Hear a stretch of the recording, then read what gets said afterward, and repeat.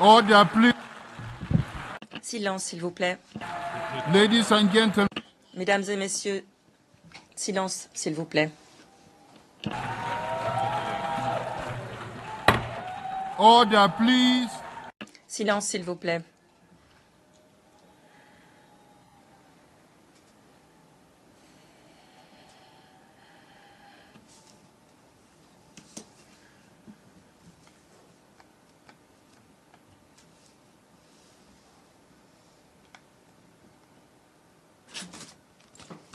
Mr. President, Monsieur le Président,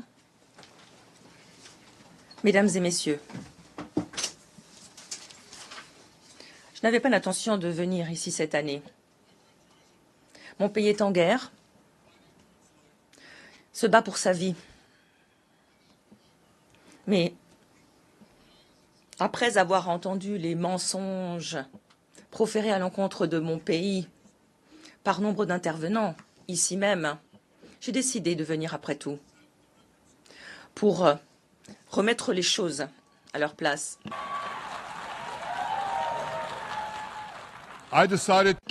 J'ai décidé de venir pour parler au nom de mon peuple, pour parler au nom de mon pays, pour parler au nom de la vérité.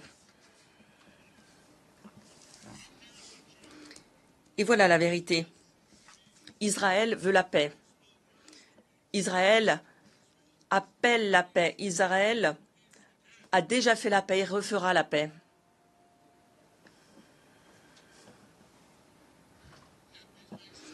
Et pourtant, nous sommes confrontés à des ennemis sauvages qui ne souhaitent que nous détruire. Nous devons nous défendre contre ces assassins sauvages. Nos ennemis cherchent non seulement à nous détruire, mais aussi à détruire notre civilisation commune, à nous renvoyer à l'âge sombre de la tyrannie de la terreur. Lorsque j'ai pris la parole ici même l'année dernière, j'avais dit que nous étions confrontés au sempiternel choix, comme Moïse avec Israël il y a des milliers d'années. Alors que nous allions pénétrer la terre promise, Moïse nous a dit que nos actes détermineront ce que nous laisserons aux générations futures, une bénédiction ou une tragédie. Aujourd'hui, nous sommes confrontés à ce choix, une réconciliation historique entre Juifs et Arabes ou le sort que nous réserve l'Iran. Après cette allocution, cette bénédiction dont j'avais parlé a pris tout son sens. Accord de normalisation entre l'Arabie saoudite et Israël, qui semblait plus proche que jamais. Mais ensuite est advenu le 7 octobre.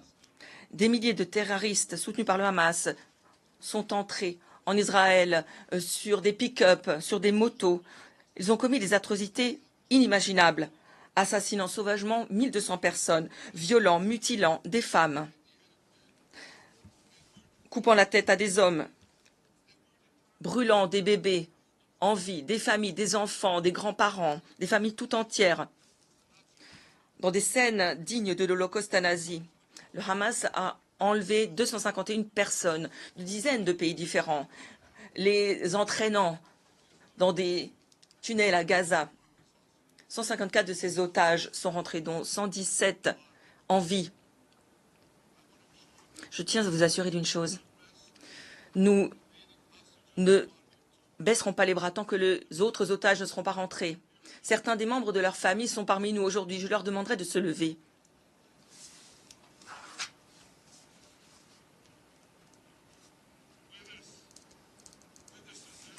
Nous avons Elise Tivi avec nous, dont le fil Idan a été enlevé lors d'un festival de musique. Un festival de musique.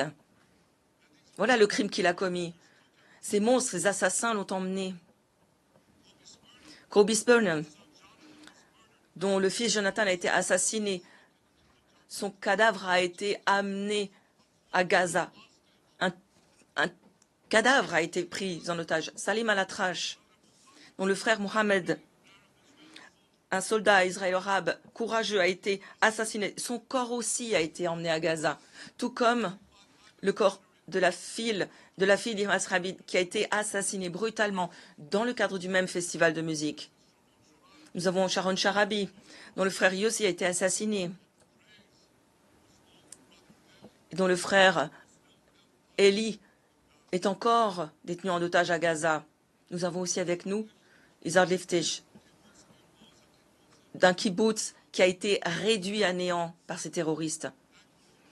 Heureusement, nous avons obtenu la libération de sa mère, mais son père a été perdu de vue. Il se trouve encore sous terre, quelque part, entre les mains du Hamas. Je puis vous assurer que nous vous ramènerons vos proches. Nous ne baisserons pas les bras tant que nous n'aurons pas accompli cette mission sainte.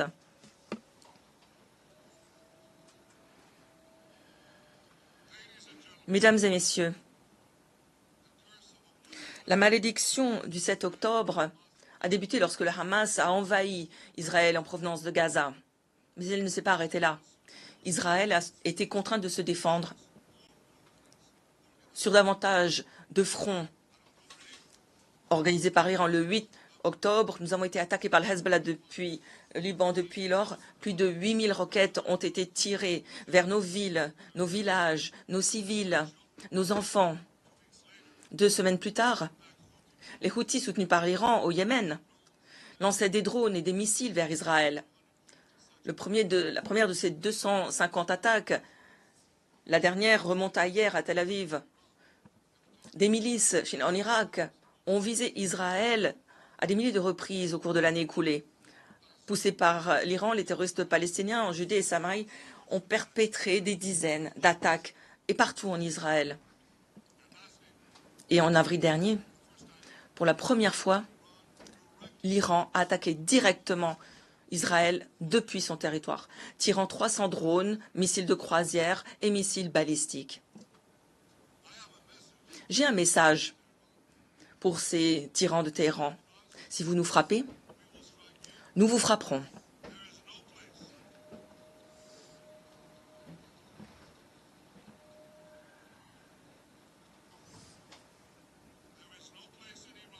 En Iran,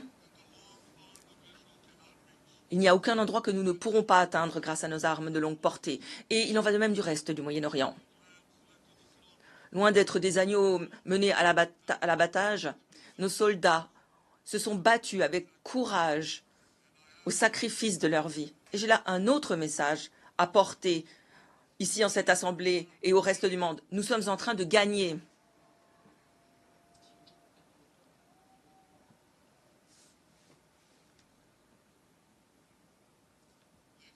Mesdames et messieurs, alors qu'Israël se défend contre l'Iran sur cette guerre sur bien des fronts, la ligne qui sépare les bénédictions des malédictions ne pourrait être plus claire.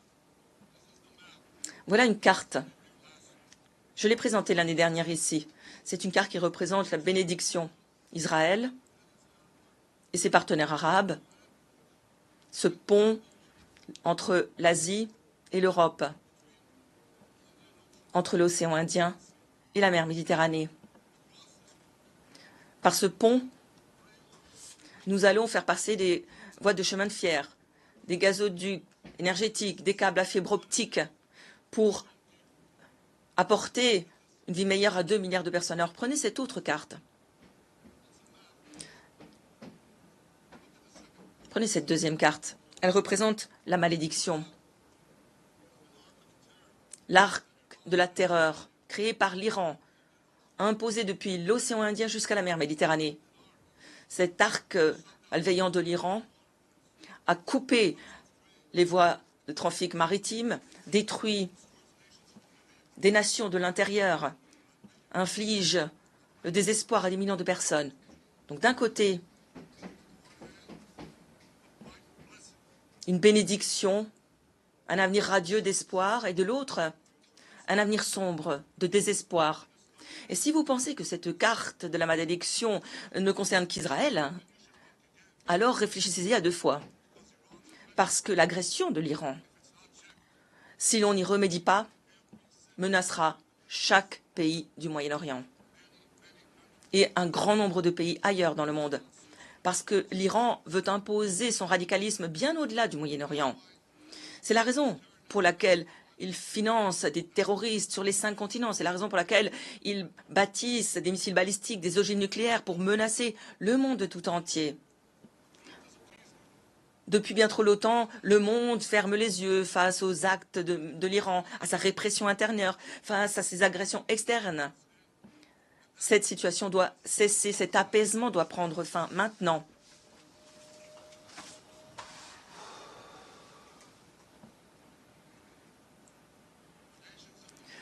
Nations du monde, vous devriez tous soutenir le peuple courageux d'Iran qui veut se libérer de ce régime du mal. Les gouvernements responsables devraient non seulement soutenir Israël dans sa lutte contre l'agression de l'Iran, mais devraient rejoindre les rangs d'Israël, rejoindre Israël pour mettre un terme au programme nucléaire iranien. Ici même, au Conseil de sécurité, nous allons, dans quelques mois, débattre. Je demande au Conseil de sécurité de renforcer les sanctions contre l'Iran, parce que nous devons mettre tout en œuvre, tout ce qui est en notre pouvoir doit être fait pour que l'Iran n'obtienne jamais d'armes nucléaires.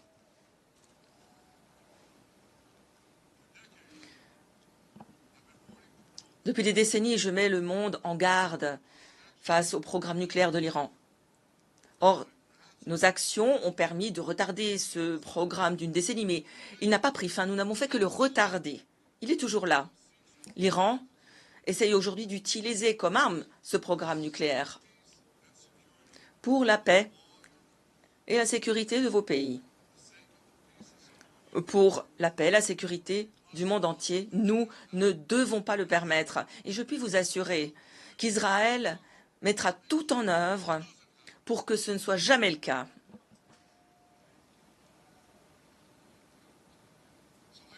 Mesdames et messieurs, la question qui se pose à nous est donc très simple. De ces 2 cartes que je vous ai montrées, laquelle façonnera notre avenir? La bénédiction de la paix et de la prospérité pour Israël, nos partenaires arabes et le reste du monde? Ou la malédiction dans laquelle l'Iran, ses agents veulent nous plonger dans le chaos partout? Israël a déjà fait son choix. Nous avons décidé d'opter pour la bénédiction. Nous sommes en train de bâtir un partenariat pour la paix avec nos voisins arabes, tout en luttant contre les forces de la terreur qui menacent cette paix. Depuis près d'une année, les hommes et femmes courageux des forces de défense israéliennes répriment systématiquement l'armée du terreur du Hamas qui dominait Gaza. Le 7 octobre, jour de l'invasion d'Israël, cette armée de la terreur comptait plusieurs milliers de terroristes, avec quelques 15 000 roquettes, 350 000 terratons, un réseau souterrain plus vaste que le métro de New York qu'ils utilisaient pour semer le chaos sous terre et sur terre une année plus tard. Les forces de défense israéliennes ont tué ou capturé plus de la moitié de ces terroristes, détruisant plus de 90% de leur arsenal de roquettes, éliminant des pans importants de ce réseau de tunnels souterrains. Des opérations militaires importantes ont été menées pour cela. Et dans le cadre de ces opérations, nous avons détruit près de la moitié, je me reprends, près de la totalité des bataillons de la terreur du Hamas, 23 sur 24. Pour parachever cette victoire, aujourd'hui, nous mettons l'accent sur les capacités de combat qui restent au Hamas. Nous tuons les commandants restants, détruisons les infrastructures terroristes encore en place. Et tout cela, je le répète, en gardant à l'esprit notre mission sacrée, ramener les otages à la maison. Nous ne cesserons pas tant que cette mission ne sera pas accomplie. Mesdames et messieurs, même avec le Hamas, dont les capacités militaires ont été considérablement réduites, les terroristes continuent d'exercer un certain pouvoir au Gaza, en volant la nourriture que nous avons permis d'acheminer à Gaza. Le Hamas vole ses denrées alimentaires, fait flamber les prix, se remplit les poches grâce à l'argent pris à sa population par extorsion. Ils volent cette nourriture, puis la revendent à des prix exorbitants. Voilà comment ils se maintiennent au pouvoir. Cela aussi doit prendre fin, et nous nous y efforçons. La raison est simple. Si le Hamas reste au pouvoir, il va resserrer ses forces, se réarmer, attaquer Israël encore, encore et encore, comme il a promis de le faire. Donc le Hamas doit disparaître.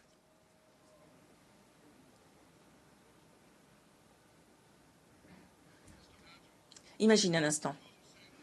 Pour ceux qui disent le Hamas doit rester, il doit faire partie du Gaza d'après la guerre. Imaginez cela. Imaginez si, après la Seconde Guerre mondiale, on avait permis aux nazis, vaincus en 1945, de rebâtir l'Allemagne. C'est inconcevable, c'est ridicule. Ça ne s'est pas passé à l'époque, ça ne va pas se passer maintenant.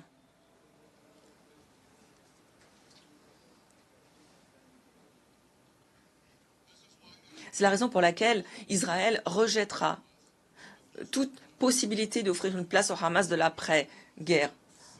Ce que nous voulons, c'est la démilitarisation, la déradicalisation de Gaza. Ce n'est qu'alors que nous pourrons faire en sorte que ces combats soient les derniers. Nous sommes prêts à travailler avec les partenaires de la région et d'autres pour appuyer une administration civile locale de Gaza engagée en faveur d'une cohabitation pacifique. Quant aux otages, j'ai un message à ceux qui les détiennent au Hamas. Laissez-les rentrer, laissez-les partir, tous, toutes.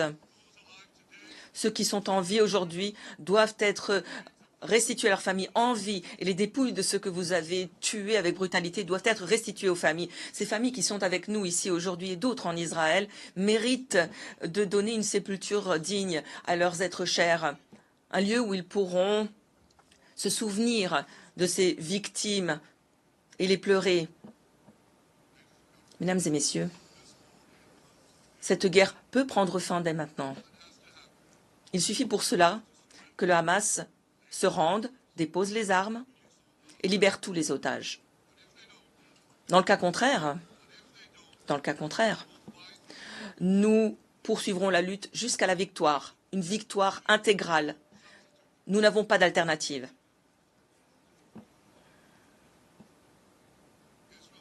Israël doit aussi vaincre le Hezbollah au Liban. Le Hezbollah est l'organisation terroriste par excellence dans le monde aujourd'hui. Le Hezbollah a des tentacules sur tous les continents. Il a assassiné plus d'Américains et plus de Français que tout autre groupe hormis celui de Ben Laden.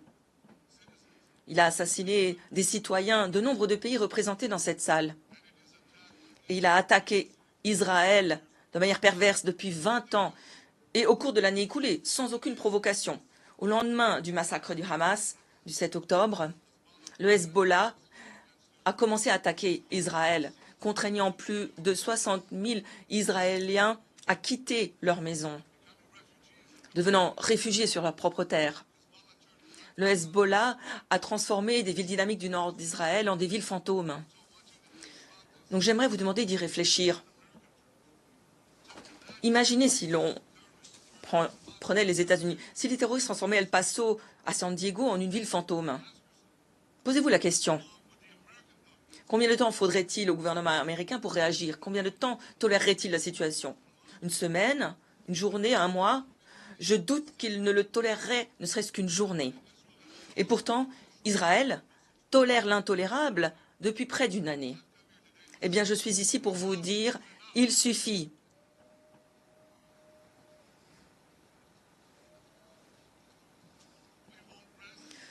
Nous ne cesserons pas d'agir tant que nos citoyens ne seront pas rentrés en sécurité dans leur maison. Nous n'accepterons pas qu'une armée terroriste à notre frontière puisse mener un autre massacre du type du 7 octobre. Pendant 18 ans, le Hezbollah a refusé de manière éhontée d'appliquer la résolution 1701 du Conseil de sécurité qui exigeait qu'elle déplace ses forces, les reculs de nos frontières. Au lieu de cela, le Hezbollah s'est rapproché de notre frontière, a creusé des tunnels pour infiltrer nos communautés, à tirer à l'aveugle des milliers de roquettes vers nos villes et nos villages. Ils ont tiré ces roquettes, ont lancé ces missiles, non pas depuis des bases militaires, non. Oui, ils le font, bien sûr, mais ils les ont tirés, ces roquettes, ces missiles, à partir d'écoles, d'hôpitaux, d'appartements, dans les maisons privées des citoyens du Liban, menaçant leur propre population. Ils ont mis des missiles dans chaque cuisine, des roquettes dans chaque garage. J'ai dit au peuple du Liban cette semaine, sortez de ce piège de la mort dans lequel vous a mis le Hezbollah. Ne laissez pas, nous laissez pas plonger dans l'abysse. Nous ne sommes pas en guerre avec vous, nous sommes en guerre avec le Hezbollah qui a pris votre pays en otage et menace de détruire le mien. Tant que le Hezbollah choisira le chemin de la guerre, Israël n'aura d'autre choix. Et Israël a pleinement le droit de se débarrasser de cette menace pour permettre à ses citoyens de rentrer chez eux en toute sécurité. Et c'est exactement ce que nous faisons.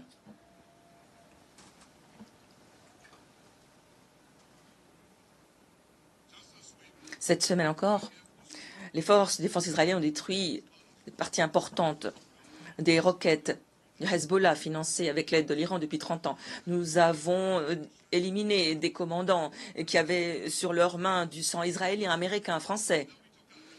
Et puis, nous avons éliminé leurs remplaçants et les remplaçants de leurs remplaçants. Et nous continuerons d'éliminer le Hezbollah tant que tous nos objectifs n'auront pas été atteints.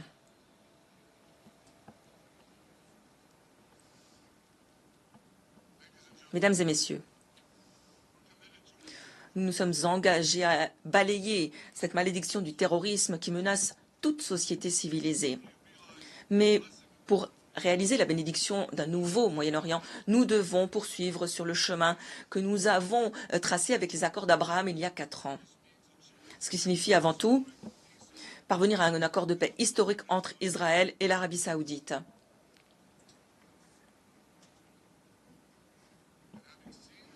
Ayant été témoin des bénédictions que nous avons déjà apportées avec les accords d'Abraham, les millions d'Israéliens qui ont pu faire l'aller-retour au travers de la péninsule arabique, volant au-dessus de l'Arabie saoudite, des pays du Golfe, le commerce, le tourisme, les co-entreprises, la paix. Je vous le dis, cette paix avec l'Arabie saoudite serait source de bénédictions remarquables. Elle doperait la sécurité et l'économie de nos deux pays. Elle doperait le tourisme, le commerce dans toute la région. Elle contribuerait à transformer le Moyen-Orient, à en faire un nouveau pôle d'activité. Nos pays pourraient coopérer dans le domaine de l'énergie, de l'eau, de l'agriculture, de l'intelligence artificielle et dans bien d'autres domaines. Une telle paix, j'en suis certain, serait un moment charnière pour l'histoire. Elle permettrait de faire advenir une réconciliation historique entre le monde arabe et Israël, entre l'islam et le judaïsme, entre la Mecque et Jérusalem.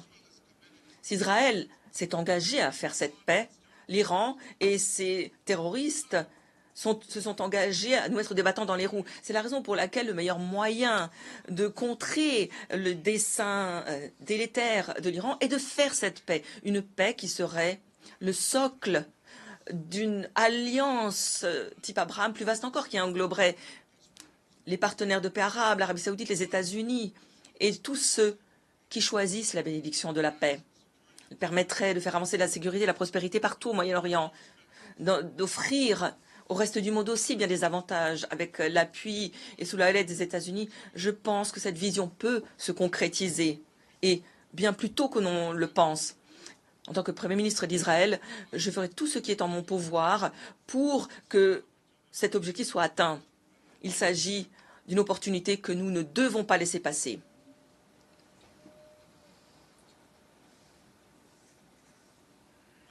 Mesdames et messieurs, Israël a fait son choix. Nous voulons aller de l'avant vers une ère radieuse de paix et de prospérité. L'Iran et ses agents ont fait leur propre choix. Ils veulent revenir à l'ère de la terreur, de la guerre, à l'ère des ténèbres. J'ai maintenant une question à vous poser. Je vous adresse cette question à vous. Quel est le choix que vous allez faire? Est-ce que vos nations seront aux côtés d'Israël, du côté de la démocratie et de la paix? Ou allez-vous être du côté de l'Iran, une dictature brutale qui assujettit son propre peuple, exporte le terrorisme partout dans le monde? Dans le cadre de cette bataille entre le bien et le mal, nous ne devons pas nous leurrer. Lorsque vous êtes aux côtés d'Israël, vous êtes du côté de vos valeurs. Vous défendez vos propres intérêts. Oui, nous nous défendons, mais nous défendons aussi vos pays contre un ennemi commun qui, au travers de la violence du terrorisme, veut détruire notre mode de vie. Donc nous ne devrions pas nous y tromper. Malheureusement, d'aucuns se trompent. Dans bien des pays. Et dans cette assemblée même, comme je viens de l'entendre, le bien est présenté comme le mal est présenté comme le bien.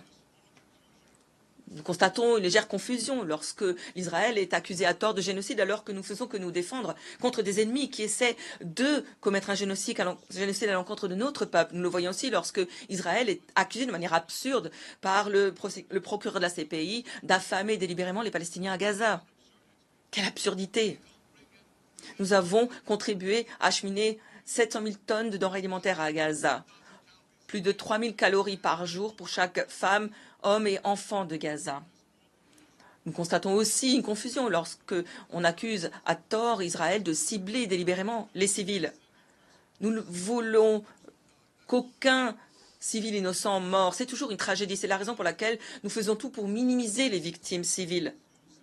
Même lorsque nos ennemis les utilisent comme boucliers humains, aucune armée n'a fait ce qu'Israël fait.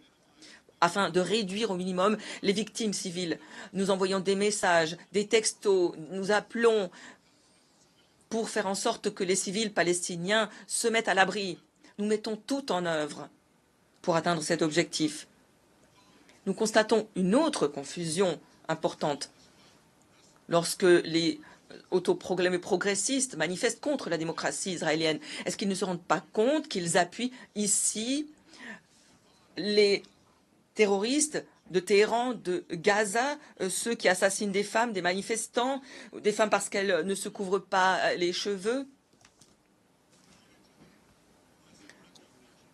Selon les services de renseignement américains, l'Iran alimente, finance bien des manifestants, peut-être certains d'ailleurs, qui se trouvent en dehors même de ce bâtiment alors que je vous parle. Mesdames et messieurs, le roi Salomon, qui a régné sur notre capitale, Israël, il y a 3000 ans, avait dit une chose. Vous l'aurez déjà entendu, il avait dit « Rien de nouveau sous le soleil ». Eh bien, à l'ère des voyages dans l'espace, de la physique quantique, de l'intelligence artificielle, d'aucuns feraient valoir que l'on pourrait s'interroger sur cette affirmation. Mais il est une chose qui est indéniable, rien de nouveau aux Nations Unies.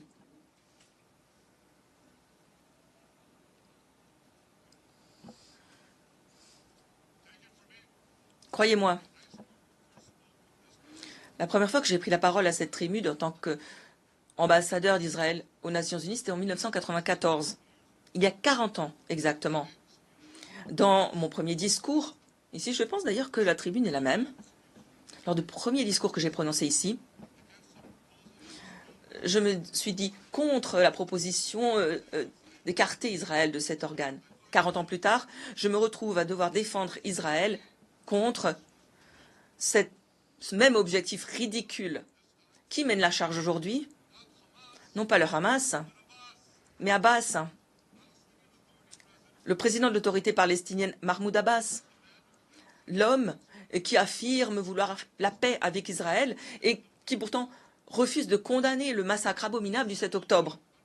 Il continue de payer des centaines de millions aux terroristes qui ont tué. Plus vous tuez, plus vous encaissez. Et il continue sa guerre diplomatique contre le droit d'Israël à exister, contre le droit d'Israël de se défendre. Ce qui revient au même. C'est parce que si vous ne pouvez pas vous défendre, vous ne pouvez pas exister. En tout cas, pas chez nous. Peut-être pas non plus dans vos régions.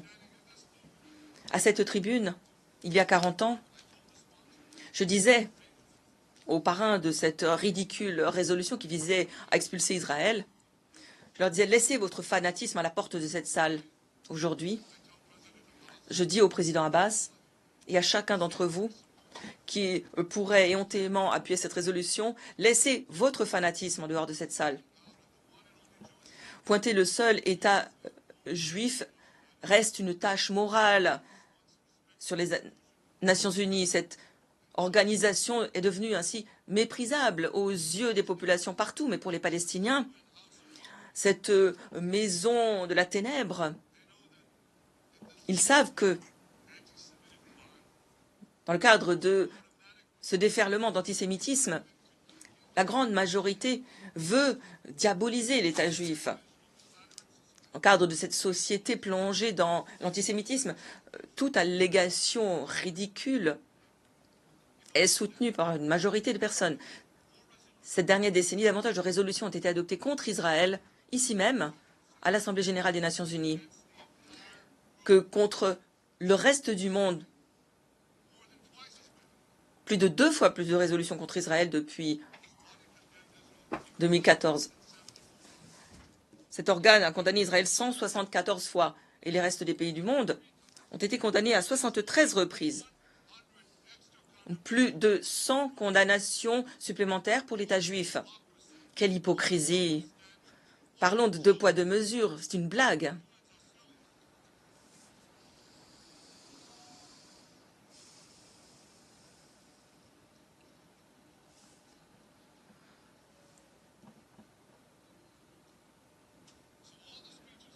Tous les discours que vous avez entendus aujourd'hui, toute cette hostilité à destination d'Israël cette année, ça ne concerne pas Gaza, ça concerne Israël. Ça a toujours été Israël le problème. L'existence même d'Israël. Et je vous le dis, tant que l'État juif ne sera pas traité comme les autres nations, tant que cette volée d'antisémitisme ne cessera pas, l'ONU sera considérée par les justes partout que ni plus ni moins que comme une farce. Étant donné l'antisémitisme qui règne à l'ONU, personne ne devrait être surpris de savoir que le procureur de la CPI, une des institutions des Nations Unies, envisage de délivrer un mandat d'arrêt à mon encontre et contre le ministre de la Défense d'Israël, dirigeant démocratiquement élu de l'État démocratique d'Israël. Le procureur de la CPI s'est hâté à se prononcer, refusant de traiter Israël comme d'autres démocraties sont traitées, en toute indépendance. Comment l'expliquer si ce n'est pas du fait de l'antisémitisme qui règne, mesdames et messieurs? Les réels criminels de guerre ne se trouvent pas en Israël, ils se trouvent en Iran, à Gaza, en Syrie, au Liban, au Yémen. Ceux d'entre vous qui êtes aux côtés de ces criminels de guerre, ceux d'entre vous qui êtes aux côtés du mal contre le bien, aux côtés de la malédiction contre la bénédiction, vous devriez avoir honte.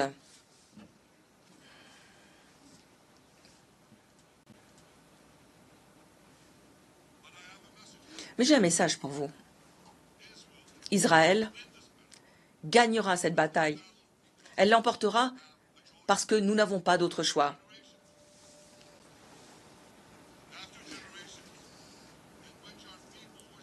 Après des générations en lesquelles nous avons été massacrés sans que personne ne lève le petit doigt pour nous défendre, nous avons à présent un État, une armée courageuse, une armée d'un courage incomparable, et nous nous défendons. Comme dans la Bible, le livre de Samuel le dit, l'éternité d'Israël ne faiblira pas.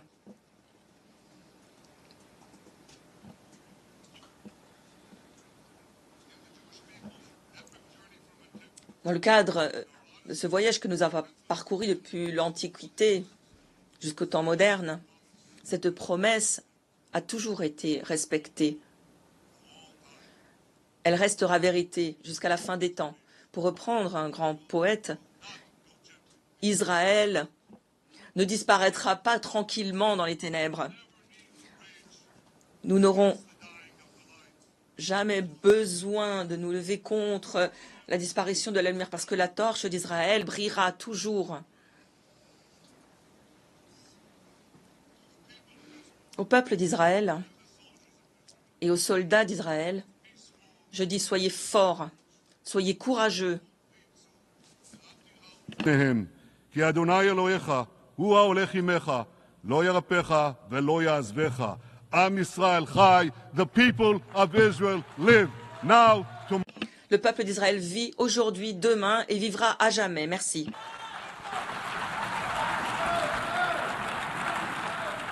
On behalf Au nom de l'Assemblée, je remercie le Premier ministre de l'État d'Israël